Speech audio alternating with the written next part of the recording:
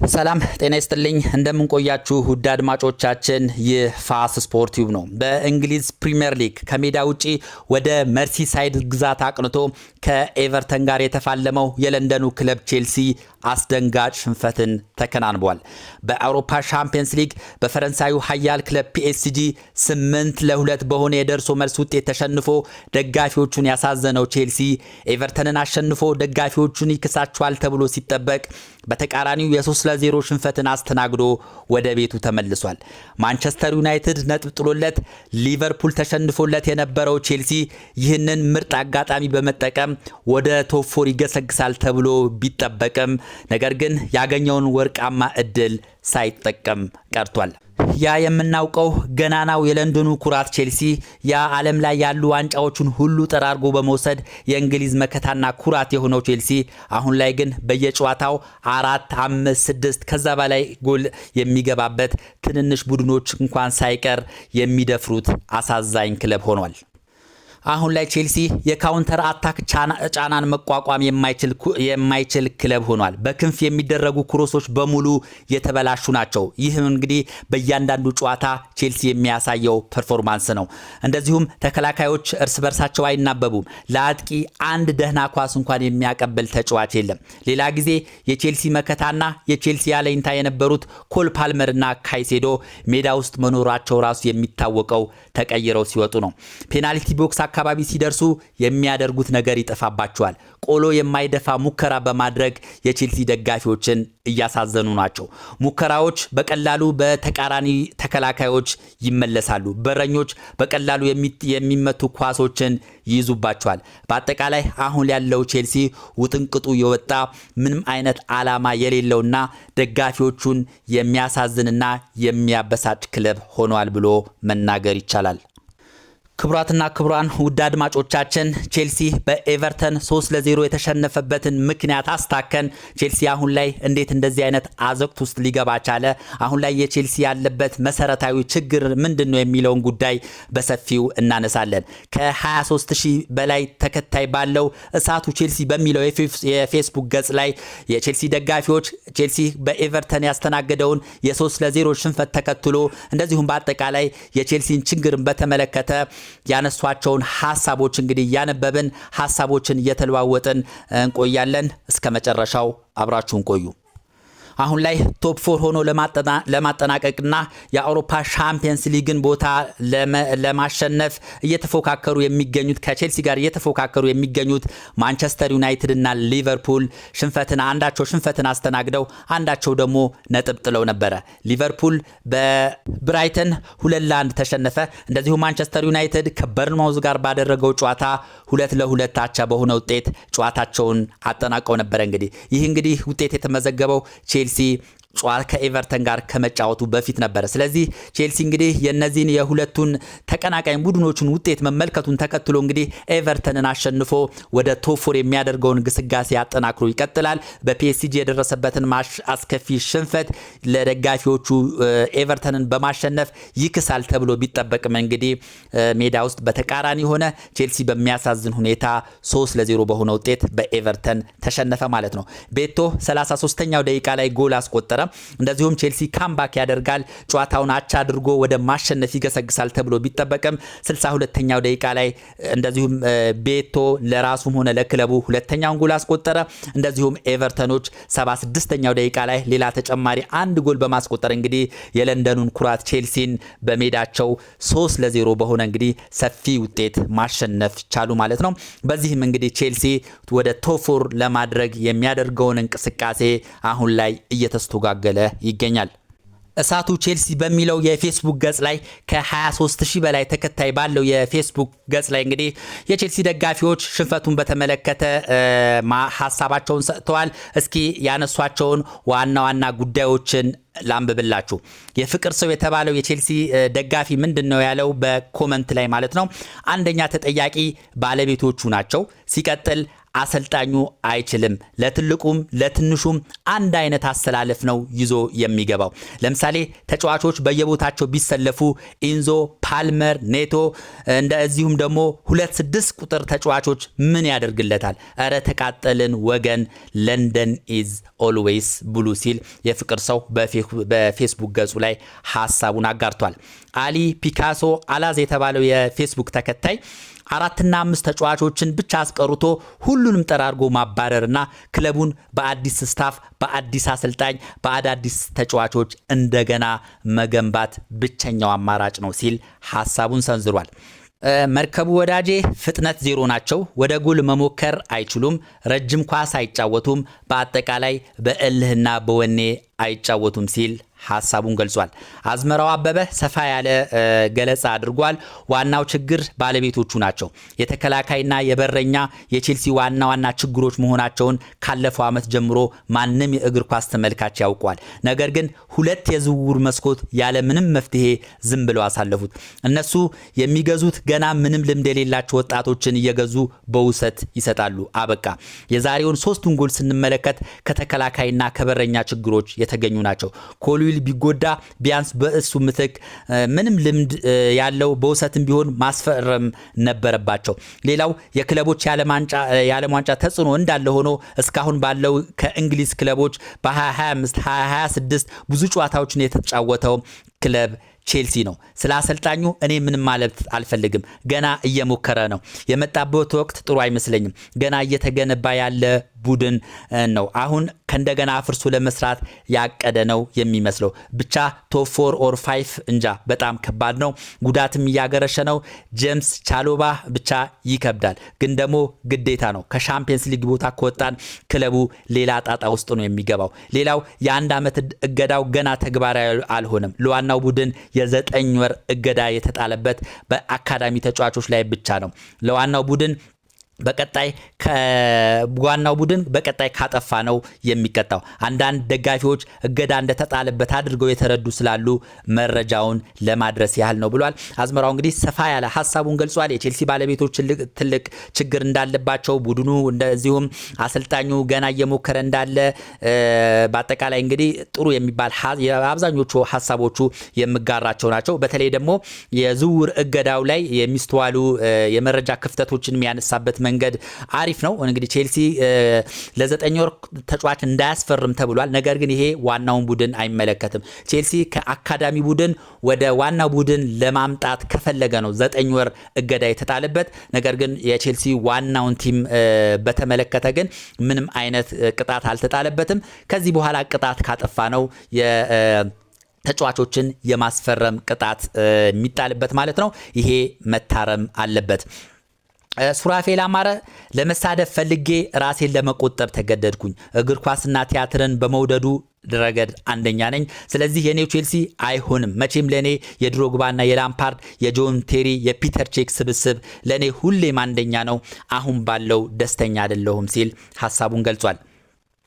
ዋለልኝ ጌታነህ የሚሰማኝ አጥቼ እንጂ የክለቡ ዋነኛ ጠላቶች ተጫዋቾች ራሳቸው ናቸው። በተለይ ደግሞ የተከላካይ ክፍል ያሉ ተከላካዮች ወላዋዮች ናቸው። ተቃራኒ ተጫዋች ወደ እነሱ መጥቶ ሹት እስኪመታ ቆሞ የሚያዩ ብሽቅ ናቸው። ሁሉንም ቼልሲ የተሸነፈባቸውን ጨዋታዎችን ማየት ትችላላችሁ። ያለ ጄምስ ፓልመር እና ላቪያ ውልቅ ትችላላችሁ። ያለ ጄምስ ፓልመር እና ላቪያ ከነዚህ ውጭ ያሉት በሙሉ ውልቅ ብለው ይውጡልን። እኔ የአሰልጣኝም ችግር እስካሁን አላየሁም። ወኔ የሌላቸው ነፈዝ ብቻ ተሰብስበው ክለቤን አሰደቡት። ወርልድ ሻምፒዮን የሚል አርማ ይዘው አሁኑኑ አርማውን ይቀይሩልን ሲል ሐሳቡን በንዴት ገልጿል። እንግዲህ አብዛኞቹ የቼልሲ ደጋፊዎች እንግዲህ በዚህ መልኩ ንዴታቸውን፣ ብስጭታቸውን እየገለጹ ነው። እንግዲህ ያ የሚታወቀው ቼልሲ ያ ዋንጫዎችን በማንሳት ሁሉንም አውሮፓ ላይ ያሉ የተባሉትን ሁሉ ዋንጫዎችን ሁሉ በመጠራረግ የሚታወቀው ቼልሲ እንግዲህ አሁን ላይ ትልቅ አዘቅት ውስጥ ገብቷልና ያ የለመዱ የቼልሲ ደጋፊዎች እንግዲህ አሁን ባለው የቡድናቸው አቋም እጅግ እየተበሳጩ እንደሆነ ነው የሚያሳየው። ጂኦ ስፖርት የተባለ እንግዲህ የፌስቡክ ተከታይ እኔ የአርሰናል ደጋፊ ነኝ፣ ቼልሲ እንደዚህ ሲሆን ይከፋኛል፣ ምክንያቱም ውዱ ጓደኛዬ ብሉ ነው የቼልሲ ደጋፊ ነው። ቼልሲ የአሰልጣኝ ችግር የለበትም፣ የተጫዋችም እንደዚሁ ብቻ የጎደለው ልምድ ያለው ተጫዋች ብቻ ነው። አስቡት አሁን ጆርጂኖ ወይም ቲያጎ ቢኖሩ ወጣት ቢኖሩ ኖሮ አስቡት አለ። ወጣት ስትሆን ስሜታዊ ትሆናለህ። ጥሩ ቢሆንም ስሜትህ ካልተገራ ውጤቱ ይጠፋል። ይሄ ስሜታዊነት የሚገራው ደግሞ ልምድ ባላቸው መሪዎች ነው። ለዚህ ተወቃሾቹ እኔ እነ ቶድ ቦህሊ ናቸው። የእነሱ የዝውውር ፕላን ነው ቼልሲን እዚህ ውጥንቅጥ ውስጥ ከተተው ብዬ አስባለሁ ሲል እንግዲህ ጂኦ ስፖርት ሐሳቡን ገልጿል። ይሄ እንግዲህ እንደገለጸው የአርሰናል ደጋፊ ነው። ነገር ግን ብዙ የቼልሲ ጓደኞች እንዳሉትም ገልጿልና አሁን ደግሞ አለ ያለውን እንግዲህ የቼልሲ ችግርም እንደዚሁ አስረድቷል። ምን ያህል እንግዲህ በቼልሲ ሽንፈት የቼልሲ ደጋፊዎች ብቻ ሳይሆን የሌሎች ክለብ ደጋፊዎችም አሁን ላይ እንግዲህ ደስተኛ እንዳልሆኑ የሚያሳይ ነው። ትግሉ ላቀው አንደኛ የቼልሲ ችግሮች ብሎ ከ1 እስከ 3 ዘርዝሯል። አንደኛ የቼልሲ ባለቤቶች ናቸው፣ ሁለተኛ አሰልጣኙ፣ ሶስተኛ የበረኛ ችግር፣ እንደዚሁም አራተኛን ጨምሮ የተከላካይ ችግር ነው። እነዚህ በሙሉ የቼልሲ ችግሮች ናቸው ሲል ሐሳቡን ገልጿል። መንገሻ ተክሌ በመጀመሪያ ደረጃ ያሉ ተከላካዮች በጣም የወረዱ ናቸው። ሲቀጥል አሰልጣኙ ራሱ ለቼልሲ አይመጥንም። ለምን ኢንዞ ማሬስካን እንዳባረሩት አልገባኝም። አይደለም ይሄ አሰልጣኝ ይቅርና ሌላም ቢያመጡ ከኢንዞ ማሬስካ የተሻለ አሰልጣኝ አያመጡም ሲሉ ሐሳቡን ገልጿል። ብዙ የቼልሲ ደጋፊዎች አሁን ላይ እየተስማሙበት ያሉበት ጉዳይ ነው። አሰልጣኝ ኢንዞ ማሬስካ እንግዲህ በግፍ ነው የተባረረው ብሎ መናገር ይቻላል። የዓለም ሻምፒዮን የክለቦች ወርልድ ካፕን እንግዲህ ቼልሲ እንዲበላ አድርጓል። እንደዚሁም ትልልቅ ጨዋታዎች ላይ ያለው አፕሮች በጣም ጥሩ ነበርና ብዙ የቼልሲ ደጋፊዎች ባልጠበቁት መልኩ ነበረ ባለቤቶቹ ያሰናበቱት። እንግዲህ ይሄ እጅግ የሚያስቆጭ ነው። ሌላው ውዱ እንድሪስ ችግሩ ባለሀብቶች ሽጠው ካልወጡ ቼልሲ የባሰ ቀውስ ውስጥ መግባቱ አይቀርም። በዚህ አቋሙ 7 ጨዋታ ላይ እንዴት እንደሚሆን ማሰብ ቀላል ነው። በዚህ ክለብ ምንም ተስፋ የለኝም ሲል ሐሳቡን ገልጿል። አብዲ ቼላው ፓልመር 10 ቁጥር ቦታ ቢጫወት የተሻለ የጎል ዕድል ይፈጥር ነበር። ኢንዞ ኳስ ለማደራጀት በቦታው ቢጫወት የተሻለ ነበር ብዬ አስባለሁ። ኔቶ ያለ ቦታው ምንም የለም፣ ችግሩ የታክቲክ ችግር ነው ሲል እንግዲህ አሁን ላይ ቼልሲ ቤት ያለውን ችግር ቁልጭ አድርጎ ሐሳቡን ገልጿል። በእምነት ለዚህ ሁሉ ውድቀት ተጠያቂዎቹ ባለሀብቶቹ ናቸው። የከሸፈ ፕሮጀክት ነው ይዘው የመጡት። ተጫዋቾች ዜሮ፣ የሚመጡ አሰልጣኞች ዜሮ፣ የክለብ ፍቅር የለ፣ ሁሉ ነገር የወረደ ቡድን ነው። ቼልሲ እንዲዋረድ ያደረገው የእንግሊዝ መንግስት ነው።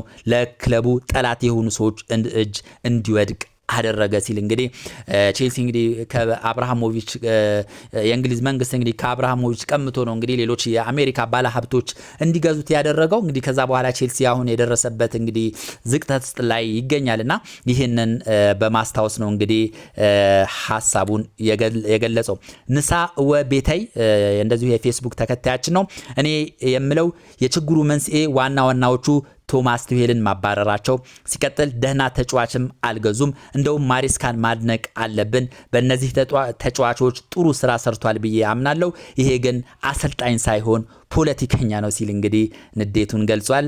በርካታ የቼልሲ ደጋፊዎች ናቸው እንግዲህ ጨዋታውን በተመለከተ ፌስቡክ ላይ እንግዲህ ሳቱ ቼልሲ በሚለው ከ23000 ተከታይ ባለው እንግዲህ ጨዋታውን በተመለከተ ያጋሯቸው ሐሳቦች ናቸውና እስኪ የአድማጮችን ሐሳቦችን እዚህ ጋር እንግታና አጠቃላይ ጨዋታው ምን መልክ ነበረውን የሚለውን ጉዳይ እንመልከት። በቅድሚያ እንግዲህ አሰልጣኝ ሊያም ሮዚነር በቋሚነት ይዟቸውን የገባዎች ተጫዋቾችን ስንመለከት ሳንቼዝን በረኛ አድርገው ገብቷል። በተከላካይ ቦታ ጉስቶ፣ ፎፋና፣ ሃቶንና ኩኩሪያን ተጠቅመዋል። እንደዚሁም መሀል ላይ ካይሴዶና ላቪያን እንዲጣመሩ አድርጓል። ከዚህ በፊት ካይሴዶና አንድሬ ሳንቶስ ነበረ ሲጣመሩ የነበረው። አሁን ግን እንግዲህ ላቪያን ወደ ቋሚነት አምጥተውታል። እንደዚሁም ፊት ለፊት ላይ እንደሌላም ጊዜ ሁሉ ፓልመር፣ ኤንዞ ፈርናንዴዝ እና ፔድሮ ኔቶን ተጠቅመዋል። እንደዚሁም የፊት መስመር ላይ ብቸኛውን አጥቂ ጃኦ ፔድሮን ይዘው ነው እንግዲህ ወደ ሜዳ ገብተው የነበረው። እንግዲህ ጨዋታው እንደተጀመረ እንግዲህ ኤቨርተኖች በጣም ፈጣን እንቅስቃሴ ሲያደርጉ ነበር። ቼልሲም እንግዲህ ጎሎችን ለማስቆጠር ጥረት አድርጓል። ነገር ግን ኤቨርተኖች ፍጹም የተደራጀ የተናበበ በአጠቃላይ እንግዲህ አስደናቂ እንቅስቃሴን ሲያደርጉ ተመልክተናል። ይህንን የኤቨርተን አስደናቂ ብቃትን የተመለከትነው ከረፍት በፊት ብቻ አይደለም፣ ከረፍትም በኋላ በጣም ልዩ ነበሩ። ቼልሲን ዶሚናንት አድርጓል። ቼልሲ ምንም እንኳ ኳሶችን በመቀባበል ኋላ በመመለስ መሃል ላይ በማንሸራሸር ረገድ እንግዲህ ፖዚሽን በሚለው እንግዲህ የተሻለ ቢሆኑም ኤቨርተኖች ግን በካውንተር አታክ በፈጣን መልሶ ማጥቃት እንደዚሁም እጅግ በመናበብ ቼልሲ ተከላካዮችን በማስጨነቅ በሁሉም ረገድ እንግዲህ ኤቨርተኖች የተሻሉ ነበሩ ብሎ መናገር ይቻላል። ቤቶ 33ኛው ደቂቃ ላይ እንግዲህ ጎል አስቆጥሮ ቼልሲን 1-0 መምራት ቻለ። ይህ ጎል እንግዲህ ሲቆጠር ተከላካዮቹ ማዳን ይችሉ ነበር እና ሃቶ ነገር ግን አልተቻለም።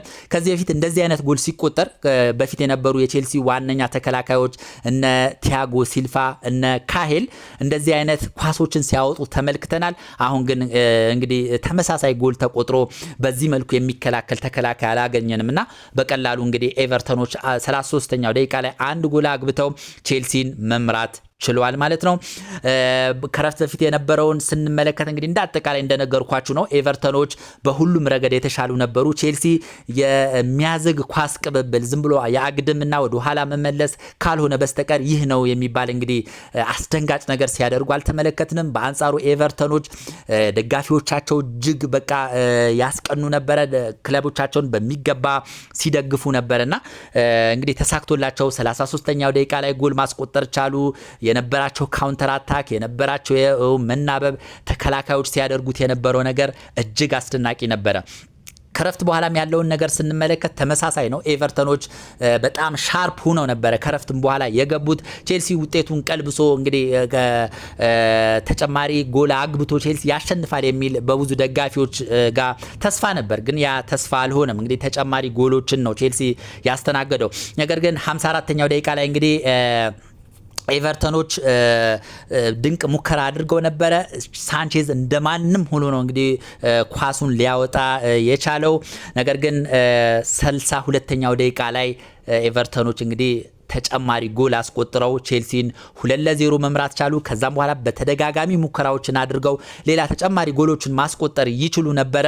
ነገር ግን ጨዋታው 2-0 ቀጠለ ማለት ነው። እንደዚሁም ኢንዞ ፈርናንዴዝ የቼልሲው የመሃል ክፍል ተጫዋች አስደናቂ ብቃት ባለው መልኩ እንግዲህ ጥሩ ሙከራ አድርጎ የኤቨርተኑ በረኛ አድኖበታል። ከዛ ውጪ ግን ያን ያህል ቼልሲ አስደንጋጭ ሙከራ ሲያደርግ አልተመለከትንም። በእርግጥ ጎል አካባቢ ደርሰው እንግዲህ ወደ ጎል ለመምታት ጥረት ሲያደርጉ ነበር። በቀላሉ በረኛው ኳሱን ሲይዝ ነበር።